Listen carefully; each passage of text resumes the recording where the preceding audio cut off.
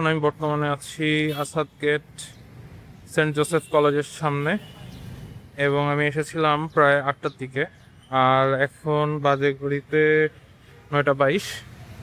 আমি 8টা, সরি 8:30টার দিকে এসেছিলাম। সো বলা যায় লাইনটা প্রবাবলি মোটামুটি ভালোই ফাস্ট মুভ করছে। খুব একটা প্রবলেম এদিক দিয়ে ফেস করছি না। সমস্যা প্রবলেম যেটা হয়, যদি লাইনটা দ্রুত না আগায় তাহলে সমস্যাটা হয়, বাট এখানে লাইনটা আগাচ্ছে। So hopefully I am getting the oil.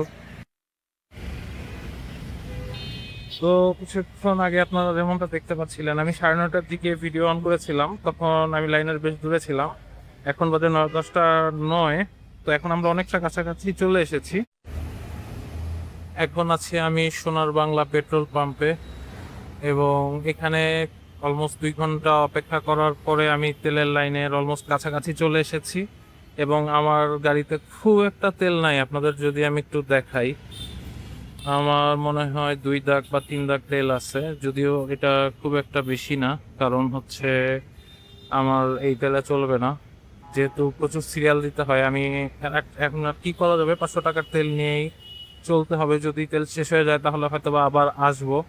তো এই হচ্ছে অবস্থা। এবং এই লাইন মোহাম্মদপুরের আসাদ গেটের এই সোনার বাংলা পেট্রোল পাম্পের লাইন প্রায় টাউন হল পর্যন্ত ছাড়িয়েছে।